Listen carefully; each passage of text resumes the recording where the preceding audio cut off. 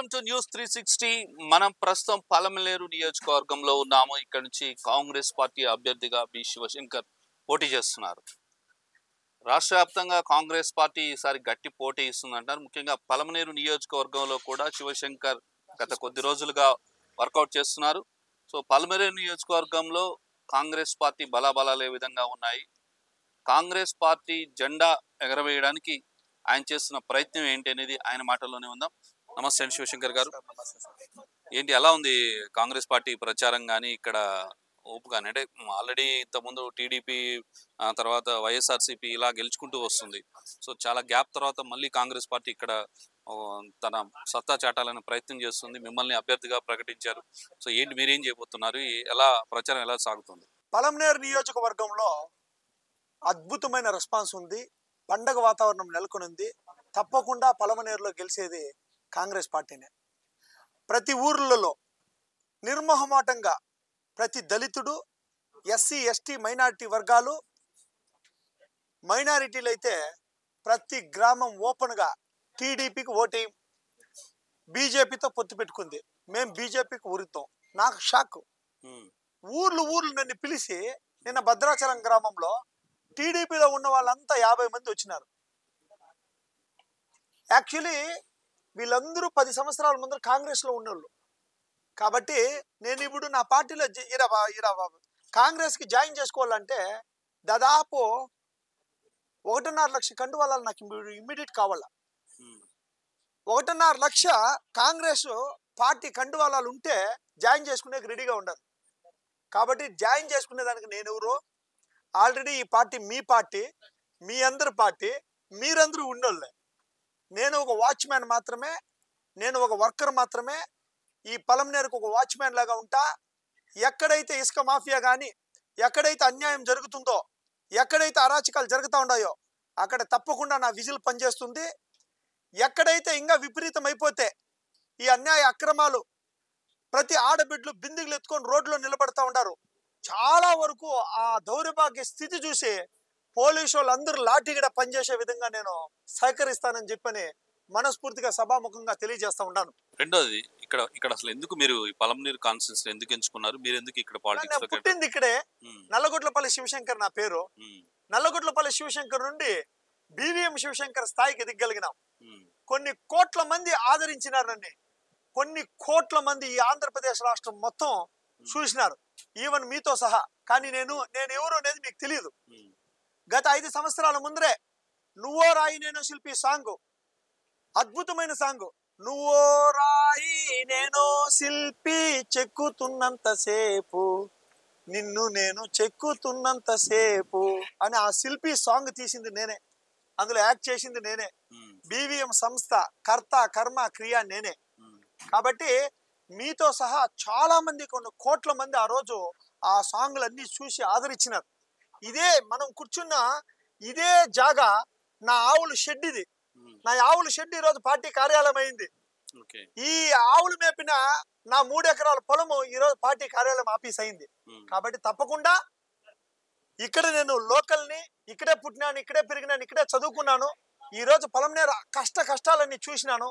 తప్పకుండా ఇక్కడ అభివృద్ధి చేసుకుంటానని, అభివృద్ధి చేయాలని చెప్పని కాంగ్రెస్ పార్టీలో వచ్చినాను. షర్మిలమ్మ ఆశీర్వదించింది. మా మామగారు కొత్తూరు డాక్టర్ జి మంజునాథ్ గారు ఆశీర్వదించినారు. నాకు వీళ్ళిద్దరే 2 కండ్లు. దాని తర్వాత పెద్దలందరూ గిడుగు రుద్రరాజు గారు కానీ, మన జంగా గౌతమ్ అన్న కానీ, అదేవిధంగా రఘువీరారెడ్డి అన్న కానీ, రాష్ట్ర స్థాయిలో చాలా మంది ఆశీర్వాదము నాకు ఇచ్చిన దానివల్ల ఈరోజు టికెట్ చిక్కింది. పెద్దలందరూ ఆశీర్వాదంతో మా పలమనేరు అభివృద్ధికి 24 గంటలు సేవకుడై, వాచ్మ్యాన్ అయి 24 అవర్స్ కష్టపడతా ఉంటాను. సో మీరు పాలమనేరులో పుట్టారు, పలమనేరు నియోజకవర్గ బిడ్డని అంటున్నారు. మీరు చూసారా పలమనేరుని? ఇంతకాలం చూసారు కదా, ఏం డెవలప్మెంట్ జరిగింది, ఏమి జరిగింది ఈ పలమనేరు నియోజకవర్గంలో? చాలా డెవలప్మెంట్ జరిగింది సార్. దాదాపు 20 రోజులు నీళ్లు రాకుండా బిందిగులు ఎత్తుకొని కుట్టుకునేంత డెవలప్మెంట్ జరిగింది. కనీసం ఏట్లో 90% ఇసుక మాయమైపోయింది. ఇంకా 10% వాళ్ళ కంటికి కనపడతా ఉండలేదు, అంతే. చాలా డెవలప్మెంట్ జరిగింది సార్ మా పలమనేరు. ఎక్కడైతే ప్రభుత్వ భూములు ఉన్నాయో అన్ని గుంతలు లోయల్లాగా మున్నంతా అమ్ముకొని తినేస్తూ ఉన్నారు. మంచి డెవలప్మెంట్ అవుతా ఉంది మా పలమనేరు. బాగా ఉండే మున్నంతా కూడా లోడేసి 1 ఎకరానికి ఒక 5 కోట్లు 6 కోట్లు మొన్నుతో బాగా డెవలప్మెంట్ జరుగుతూ ఉన్నది. ఇంకా డెవలప్మెంట్ చెప్పాలంటే మా పలంనేరు చెరువు వచ్చేసి నీళ్ళంతా ఎత్తి పోసిరి బాగా పార్క్ చేస్తామంటే పార్క్ అంతా చేస్తామంటే డబ్బులంతా శాంక్షన్ అయ్యా. అది మంచిగా అభివృద్ధి జరిగింది. ఇప్పుడు ఉండే నీళ్ళంతా మురికి నీళ్ళంతా వచ్చేసి మొత్తం దుర్వాసన పట్టిపోయి ఎమ్మెల్యేలు అయితే కార్లు ఉన్నాయి గ్లాసులు పైకి ఎత్తేస్తారు, లోపల వెళ్ళిపోతారు వాసన లేకుండా. పలంనేరు ప్రజలంతా ముక్కుపైన బట్టేసుకొని దుర్వాసన చూసేంత పరిస్థితికి డెవలప్మెంట్ జరిగింది.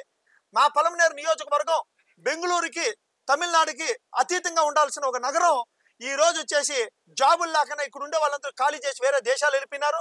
చాలా మంది అష్ట కష్టాలు పడుతూ ఉన్నారు. చాలా మంచి డెవలప్మెంట్ జరిగింది సార్. మన పారిశ్రామిక మంత్రి వచ్చి పట్టుమని 10 కంపెనీలు కాదు కదా ఉండే అనుచరులకి ఆ గుట్టనంతా సదనం చేసి 4 అంగుళ్ళు 5 అంగుళ్ళు ఇచ్చినాడు. కానీ ఆయన ఎప్పుడు అభివృద్ధి చేసి పలమనేరుకి ఆయన ఉన్న దీనికి ఒక 10,000 20,000 30,000 మంది ఎంప్లాయ్మెంట్ ని కల్పించి ఉండొచ్చు బెంగళూరుకి అతీతంగా. కానీ ఏ ఒక అభివృద్ధి చేయలేదు. మన ఒక పక్క ఈయన వెంకటేగౌడ ఆ రోజు ఇంకా ఖర్చు చేసిండేది, లాస్ట్ ఎలక్షన్ లో ఖర్చు చేసిండే దుడ్లో మొత్తం వసూలు చేసుకున్నాడు. ఇప్పుడు వసూలు చేసుకుని ఇప్పుడు లాస్ట్ టైం కంటే ఇప్పుడు ఇంకా 2 పంచాలని చెప్పి రెడీగా ఉంటారు. మరి ఇంత మీరు అన్నారు ఇప్పుడే దొడ్డు పంచడానికి రెడీగా ఉన్నారని. మరి ఇంత డబ్బు ఓవైపు టీడీపీ ఓవైపు వైసీపీ ఇలాంటి పరిస్థితుల్లో మీరు ఎలా వాటిని ఎదుర్కోబోతున్నారు? వాళ్ళ అర్ధ బలాల మీద సార్ వాళ్ళు 2,000 పంచితే 10,000 పంచేంత శక్తి ఇచ్చినాడు దేవుడు. కానీ నేను డబ్బుతో మనుషులను కొనాలనుకోలేదు. వాళ్ళందరికీ విన్నవించుకుంటా ఉంటాను. అందరూ అర్థం చేసుకున్నారు. 10 రోజుల నుండి బిందిగుల్లో నీళ్ళు లేకుండా కష్టపడతా ఉంటే బాధలు చూసినారు. 1,000 రూపాయలకి మమ్మల్ని కొనుక్కుంటా ఉన్నారు కదా అనేది తెలివి వచ్చేసింది వాళ్ళందరికీ. ఊర్లు ఒకటైనారు, ఆడబిడ్డలంతా ఒకటైనారు, మైనారిటీ సోదరులు ఒకటైనారు, ఎస్సీ ఎస్టీలు అందరూ ఒకటైనారు. అన్ని కులాల మతాలకు అతీతంగా పెద్ద కుల స్థాయిలో రెడ్లు కూడా ఒకటైనారు. కాబట్టి తప్పకుండా అందరూ బలిజ సామాజిక వర్గం నుండి కాపు సామాజిక వర్గం నుండి ప్రతి ఒక్క మనిషి ఒకటై మమేకమై ఈరోజు పలమనేరు ఆంధ్రప్రదేశ్ లో అత్యధిక మెజార్టీతో గెలిపిస్తామని చెప్పి వాళ్ళందరూ చెప్తా ఉన్నారు. ప్రజల చైతన్యం వచ్చేసింది సార్. అంటే ఒకటి ప్రజల చైతన్యం, రెండోది పాత కాంగ్రెస్ వాళ్ళంతా వస్తున్నారు. వీళ్ళేనా మీకు బలం? 100కి 100 సార్. అన్ని విత్తనాలు లక్షలాది విత్తనాలు పలమనేరులో ఉన్నాయి. కాంగ్రెస్ విత్తనాలు నీళ్లు లేకుండా అల్లమట్టిచ్చి చచ్చిపోయే స్టేజ్ లో ఉన్నాయి. ఇప్పుడు వర్షం పడతా ఉంది, భారీ వర్షం తుఫాను పడతా ఉంది. ఇక్కడ అన్ని మొలకలు ఎత్తేసినాయి. అంతా ఇంత చెట్లు అయినాయి. ఇప్పుడు తప్పకుండా మహావృక్షాలు అవుతాయి. ఆంధ్రప్రదేశ్ మొత్తం గర్వించదగ్గ పలమనేరు అవుతుంది. పలమనేరు నియోజకవర్గానికి మీరు ఏం చేయబోతున్నారు? పలమనేరు నియోజకవర్గ ప్రజలకు మీరు ఏం చెప్పబోతున్నారు? 12 గ్యారంటీలతో మేనిఫెస్టో రిలీజ్ చేసినాను. ఎక్కడా రాష్ట్రంలో ఎవరు రిలీజ్ చేయలేదు. 12 మేనిఫెస్టోల్లో గోవులకు కానీ మా పలమనేరు చెరువు అభివృద్ధి కానీ సాగునీరుతో సహా మా కౌంటీని అనేది మొత్తం చెక్ డ్యాములు తెగిపినాయి. అన్ని చెక్ డ్యాములు కట్టి అక్కడి ఇంకా 3 లక్షలు ఇస్తే చాలు పక్కనున్న చెరువులన్నీ మోటార్లు 3 లక్షలకు ఒక మోటార్ పైప్ లైన్ వస్తుంది. అన్ని చెరువులు డంపింగ్ చేపిస్తాను. ఈసారి వానాకాలంలో కౌంటీని నదులు కనుక నీళ్లు పోకూడదు. తప్పకుండా సాగునీరు తాగునీరు. మాది మిల్క్ సిటీ, మాది సిల్క్ సిటీ. మిల్క్ రైతులకి సిల్క్ రైతులకి అండగా నిలబడతాను. ఎందుకంటే నేను మిల్క్ రైతుని సిల్క్ రైతుని. కాబట్టి తప్పకుండా మా పలమనేరులో 12 గ్యారెంటీలు ఇచ్చినాను. ట్రాక్టర్లు అతి తక్కువ ధరలకు పంపిస్తాను దున్నడానికి. జేసీబీలు అతి తక్కువ ధరకు పంపిస్తాను. ఆవులు గొడ్డు గోద ప్రతి ఒక్క ఏ రోగం వచ్చినా అనారోగ్యం వచ్చినా మా డాక్టర్లు ఉంటారు. తప్పకుండా తక్షణమే గెలిచిన తక్షణమే 3,000 ఉద్యోగాలు ఇస్తాను నేను. ఎక్కడి నుంచి అబ్బా 3,000 ఉద్యోగాలు? 100% 3,000 ఉద్యోగాలు సాధ్యమే. ప్రతి కాన్స్టిట్యున్సీలోనూ 3,000 ఉద్యోగాలు సాధ్యమే. ఇప్పుడు వాలంటీర్లు అంటారు కదా, వీళ్ళకి 10,000 నుండి 50,000 రూపాయల శాలరీలు ఫిక్స్ చేసి పై స్థాయిలో ఉండే వాళ్ళంతా టీం పెట్టుకొని ఈ అభివృద్ధి పనులంతా కాంట్రాక్టర్లకు ఇచ్చే బదులు ఈ 3,000 యువకులను పెట్టుకొని నేను చెప్పిన ఈ పాయింట్లన్నింటినీ వాళ్ళ ద్వారానే నిర్వర్తిస్తాను. గెలిచిన 1 మంత్ లో 3,000 పీపుల్ యువకులు చదివిన వాళ్ళందరినీ ఒక టీం చేసుకుంటాను. తప్పకుండా ముందరకు తీసుకొని పోతాను. Okay, right. All the best Shivshankar. మొత్తం మీరు చూసినట్లయితే కాంగ్రెస్ పార్టీ పలమనేరులో ఈసారి జెండా ఎగరవేస్తుంది. పాత కాంగ్రెస్ అదే విధంగా ముస్లిం మైనార్టీ వాళ్ళంతా కూడా తన వైపే ఉన్నారని చెప్పేసి శివశంకర్ చెప్తున్నారు.